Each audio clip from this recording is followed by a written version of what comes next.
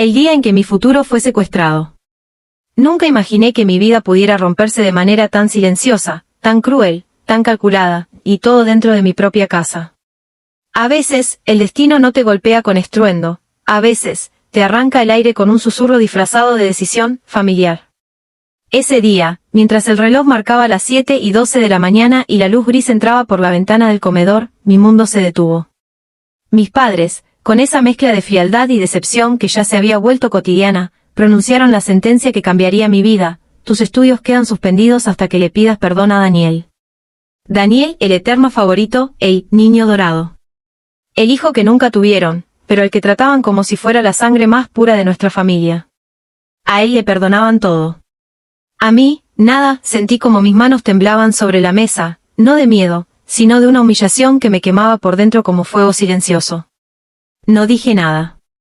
Quizá porque si hablaba, el dolor se me iba a escapar en forma de grito. Quizá porque ya estaba cansada de pelear contra muros que nunca se movían. O quizá porque, por primera vez, comprendí que mi propia familia estaba dispuesta a destruir mi futuro para proteger su ilusión perfecta sobre alguien que ni siquiera era su hijo. La casa estaba fría, como si las paredes hubieran decidido volverse cómplices. Los platos todavía húmedos por el último lavado parecían observarme desde el fregadero, reflejando mi rostro cansado, mis ojeras marcadas, mi respiración entrecortada. Todo a mi alrededor gritaba una verdad incómoda. Había dejado de pertenecer allí hacía mucho tiempo, pero recién ahora lo estaba entendiendo. Recordé el momento exacto en que Daniel había cruzado una línea que yo nunca habría imaginado. Recordé su sonrisa falsa, su voz manipuladora, su manera de retorcer la realidad para quedar como víctima. Él sabía cómo moverse, cómo hablar, cómo hacer que los demás se pusieran de su lado sin siquiera cuestionar. Era un artista del engaño. Y mis padres, bueno, ellos eran su público favorito. Y yo, el villano perfecto para su historia. Mi madre no me miraba a los ojos. Mi padre evitaba cualquier emoción que pudiera revelar duda. Ya habían tomado su decisión antes de entrar al comedor. Lo mío no era una conversación, era una sentencia ya escrita. La justificaban con palabras como armonía, respeto, agradecimiento, pero todo olía a algo más oscuro: obediencia ciega hacia un muchacho que tenía el poder de torcerlos a su voluntad. Cuando terminé de escuchar la decisión, una parte de mí esperaba sentir desesperación. Pero lo que sentí fue algo mucho más profundo, una calma extraña, casi peligrosa. Como si una capa de ingenuidad se me desprendiera del cuerpo y dejara expuesta una verdad más pura. Yo ya no tenía nada que perder. Me levanté de la mesa lentamente, como si mis movimientos fueran parte de una película en cámara lenta. El piso helado bajo mis pies era un recordatorio de que la vida real duele más que cualquier historia. Caminé hacia mi cuarto mientras escuchaba a mi madre suspirar, a mi padre murmurar algo sobre las consecuencias de mis actitudes. Me pregunté si realmente creían esas palabras o si simplemente necesitaban un motivo para seguir justificando su favoritismo. Cerré la puerta de mi habitación y, por primera vez en mucho tiempo, no lloré. No sentí pena por mí misma. No sentí miedo por mi futuro académico. Sentí algo mucho más poderoso, una chispa, pequeña pero feroz, naciendo en el fondo de mi pecho. Allí, en ese cuarto que había sido testigo de mis sueños rotos, mis esfuerzos ignorados y mis lágrimas escondidas, entendí algo que cambiaría todo. Si querían detener mi vida, iban a descubrir que yo sabía reconstruirme desde las cenizas. Porque lo que ellos no sabían es que no me estaban castigando. Me estaban empujando hacia mi propia transformación. Y en esa transformación, encontraría la fuerza para revelar verdades que ellos preferían mantener enterradas. Ese fue el momento exacto en el que mi historia de venganza comenzó. El peso de los secretos que nunca debieron salir a la luz. Desde que mis padres suspendieron mis estudios, la casa entera se convirtió en un recordatorio constante de mi aparente rebeldía. Cada rincón parecía vigilarme, como si estuviera obligada a sentir culpa por algo que jamás hice. Pero lo que ellos no entendían, lo que nadie a mi alrededor podía ver, era que mi silencio no significaba rendición. Mi silencio estaba afilándose por dentro, como un arma que solo necesitaba el momento correcto para ser usada. Los días siguientes fueron extraños, como si hubiera entrado en una dimensión paralela donde yo era una visitante indeseada. Mis padres se dirigían a mí con frases cortas, miradas frías, y esa condescendencia que solo se reserva para quien consideran un estorbo. Todo en nombre de Daniel, el niño dorado, el hijo postizo que había logrado instalarse en el centro de sus corazones como una raíz tóxica. Habían puesto mi futuro en pausa por él. Habían puesto mi vida en pausa por él. Y sin embargo, la verdadera historia, la que ellos no querían ver, seguía creciendo en la oscuridad. Cada mañana, escuchaba la voz de mi madre reír desde la cocina, como si nada hubiera pasado. Escuchaba a mi padre hablar con Daniel por teléfono, dándole consejos, preguntándole si necesitaba algo, ofreciéndole lo que a mí siempre me negaban. Ellos lo trataban como un hijo perfecto, y yo sabía exactamente por qué. Sabía cosas que ellos no. Cosas que nadie en esa casa conocía. Cosas capaces de derrumbar por completo esa imagen celestial que Daniel había construido a base de manipulación y mentiras. Pero aún no era momento de usarlas. Primero necesitaba observar. Escuchar. Entender la profundidad de su devoción por él. Necesitaba saber hasta dónde estaban dispuestos a llegar para protegerlo. Porque en esa respuesta estaba escondida la clave de mi venganza. A veces me paraba en la ventana de mi cuarto, mirando el patio vacío, sintiendo como el viento frío acariciaba la cortina. Ese espacio silencioso se había convertido en mi refugio emocional. Allí podía pensar, planear, recordar y reconstruirme sin interrupciones. Allí, el mundo no me pedía nada. Allí podía sentir mi propia fuerza crecer día tras día, casi como si estuviera renaciendo en secreto. En las noches, cuando la casa se sumía en una calma engañosa, aparecían los recuerdos de lo que había pasado realmente con Daniel. De cómo ese día, el día que cambió mi destino, él manipuló cada palabra, cada gesto, cada situación para ponerme como villana frente a mis padres. Ese momento seguía vivo en mi memoria como una herida abierta, y cada vez que lo recordaba, la rabia se transformaba en determinación. Y así empezó mi pequeña ritual nocturno, escribir no para desahogarme, no para sentirme mejor, sino para documentar todo. Absolutamente todo. Cada mentira, cada manipulación. Cada detalle que Daniel había usado para construirse su imagen falsa. Escribía sin detenerme, como si mis dedos fueran capaces de exprimir la verdad que tantos otros se negaban a ver. Sabía que algún día esas palabras tendrían un propósito. Y cuando ese día llegara, mi voz, la que ellos intentaron apagar, sería más fuerte que nunca. Sin embargo, lo más inesperado ocurrió una tarde de domingo. La casa estaba en silencio. El cielo nublado tenía las paredes de gris. Mis padres habían salido a hacer compras con Daniel, como si fueran una familia perfecta. Yo aproveché ese momento para regresar a la sala, un lugar que llevaba días evitando. Allí, sobre la mesa, encontré algo que no debería haber visto. Un sobre sin nombre. Pero con la caligrafía de mi madre reconocible al instante. Lo abrí no por curiosidad, sino por intuición. Algo dentro de mí sabía que allí había una verdad que cambiaría el rumbo de todo. Y lo que encontré no era una carta. Era una prueba, una que demostraría que Daniel jamás fue tan inocente como ellos creían. Una verdad que mis padres habían escondido incluso antes de castigarme. Una verdad que ahora ardía en mis manos como un secreto prohibido. Mi respiración se detuvo. Y en ese instante entendí que mi venganza no solo iba a ser emocional. Iba a ser devastadora. La verdad que podía destruirlo todo. El sobre temblaba entre mis dedos, no porque yo tuviera miedo, sino porque mi cuerpo entendía antes que mi mente que ese pedazo de papel tenía el poder de cambiarlo todo. Lo abrí con cuidado, como si dentro hubiera una bomba escondida. Y, de cierta forma, la había. Cuando mis ojos recorrieron esas líneas escritas con la letra elegante y nerviosa de mi madre, sentí como una corriente helada me recorría la espalda. Era un reporte. Un informe disciplinario. No mío, de Daniel. Un documento que demostraba que, meses atrás, él había sido expulsado temporalmente de su instituto por una denuncia grave, acoso verbal y psicológico hacia una compañera. Los detalles eran nítidos, escalofriantemente familiares. La manipulación, las mentiras, la victimización, era exactamente el mismo patrón que había usado conmigo. El mismo método. La misma frialdad. Mis padres lo sabían. Desde antes, desde mucho antes. Y aún así, habían decidido ocultarlo, protegerlo, darle una segunda oportunidad. Mientras a mí me quitaban la mía, me quedé allí, de pie, en medio de la sala, con el corazón golpeando contra mi pecho como si quisiera escapar. Me pregunté cuántas verdades más habían enterrado bajo esa imagen perfecta del niño dorado. Me pregunté si alguna vez habían sido capaces de ver la oscuridad detrás de su sonrisa amable. Me pregunté si realmente creían que yo estaba equivocada, o si simplemente era más fácil señalarme a mí que enfrentar la verdad. Guardé el documento en mi cuaderno, ese donde cada noche escribía fragmentos de mi historia. Ahora ya no era solo un diario emocional. Se había convertido en un archivo de evidencias. Y esa evidencia, en particular, brillaba como la llave de un destino diferente. Esa tarde, mientras el sol caía y la casa volvía a llenarse de vida, supe que tenía que esperar. La venganza no se ejecuta con prisa, se cocina a fuego lento, con precisión quirúrgica, como las historias que tanto conmueven a quienes están acostumbrados a ver traición disfrazada de amor familiar. Los escuché entrar. Sus pasos. Sus risas. Las bolsas de compras chocando entre sí como si fueran símbolos de una vida perfecta.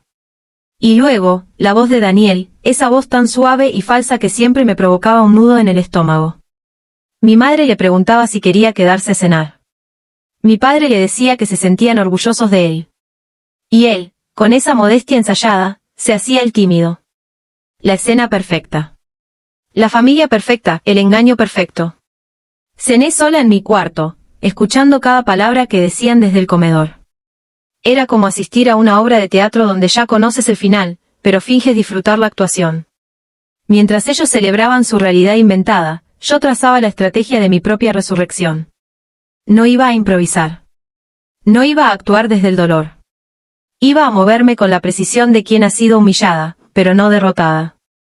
Esa noche, me acosté mirando el techo, sintiendo como la oscuridad de mi cuarto parecía transformarse en un refugio. No tenía estudios. No tenía apoyo emocional. No tenía voz dentro de mi propia casa. Pero tenía algo que nadie podía quitarme, la verdad. Y la verdad es un arma que, en manos de la persona adecuada, puede derrumbar incluso a los ídolos más adorados. Al día siguiente decidí observar a Daniel con otro tipo de mirada, una más calculadora, una que él no esperaba. No sabía que yo conocía su secreto. No sabía que tenía pruebas. No sabía que su máscara comenzaba lentamente a agrietarse. Me crucé con él en la entrada cuando venía a buscar a mis padres. El sol de la mañana iluminaba su rostro, mostrando esa sonrisa amable que tanto engañaba a los demás. Pero yo ya no veía su encanto. Yo veía la sombra detrás de sus ojos. La sombra que él creía invisible. Y allí, en ese segundo fugaz, lo supe. Daniel también me temía. No por quien era yo antes, sino por la mujer en la que me estaba convirtiendo. Sentí una fuerza que nunca había sentido, una especie de iluminación oscura que me envolvía con una claridad dolorosa. Nadie puede controlar a una persona que ya lo perdió todo. Y justo cuando pensé que el día terminaría sin sobresaltos, escuché algo que me atravesó como un rayo. Daniel, creyendo que yo no estaba cerca, le dijo a mi madre que quería hablar seriamente sobre mí. Y mi madre respondió algo que desató la tormenta que llevaba días acumulándose dentro de mí. Haz lo que debas, Daniel. Te apoyaremos en todo, como siempre. En ese instante, entendí que el juego iba a ponerse más oscuro, más personal. Más peligroso, y que yo estaba más que lista para jugarlo. Cuando la tormenta finalmente mostró su rostro. La frase de mi madre, esa entrega absoluta hacia Daniel, esa obediencia ciega, se quedó suspendida en el aire mucho después de que ambos se alejaran por el pasillo. Sentí como mi pecho se apretaba, no por miedo, sino por una indignación profunda que se mezclaba con una claridad peligrosa. Ellos habían elegido su bando, y no era el mío. Y aún así, seguían esperando que yo pidiera perdón. Que me arrodillara. Que aceptara mi papel de villana en una historia escrita por alguien más. Ese día comprendí que ya no se trataba de un simple castigo. Era un intento de quebrarme. Pero lo que mis padres no sabían es que ya no podía quebrarme. La herida se había vuelto cicatriz, y la cicatriz, coraza. Yo no estaba retrocediendo, estaba transformándome. A partir de ese momento, empecé a notar cosas que antes pasaban desapercibidas. Miradas. Susurros. Cambios en el tono de voz cuando yo entraba en una habitación. Daniel venía cada vez más seguido, como si la casa fuera suya.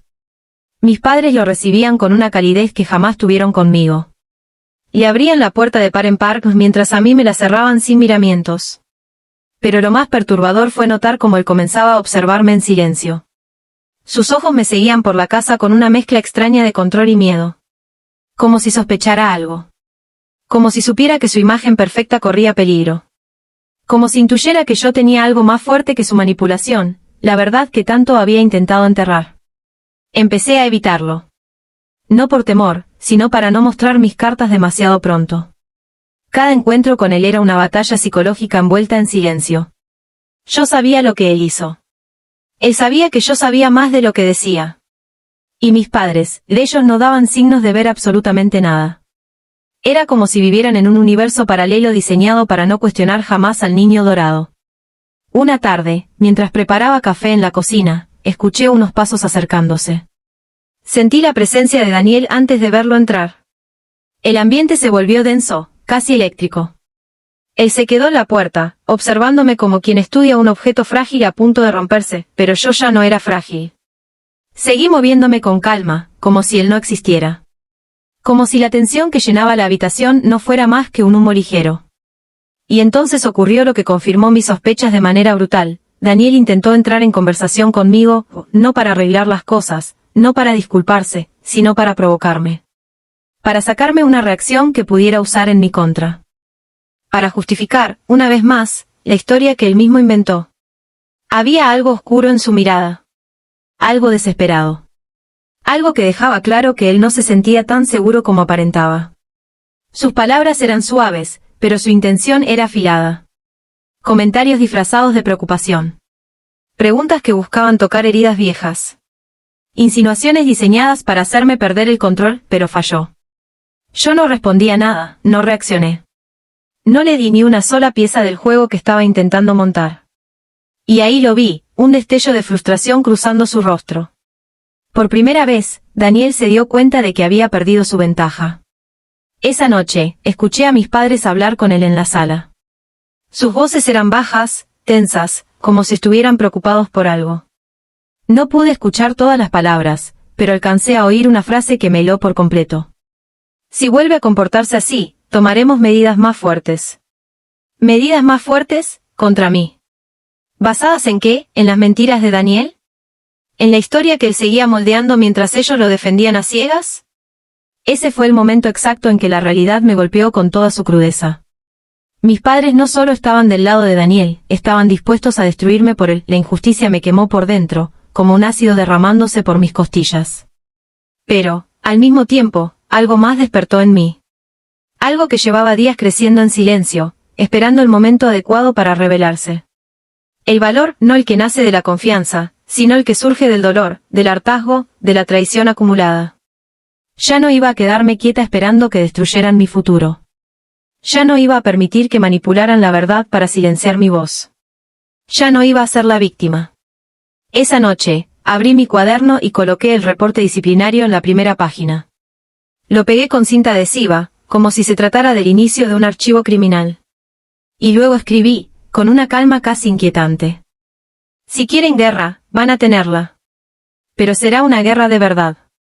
Porque mis padres podían haber suspendido mis estudios. Pero no podían suspender mi determinación. Ni mi verdad. Ni mi venganza.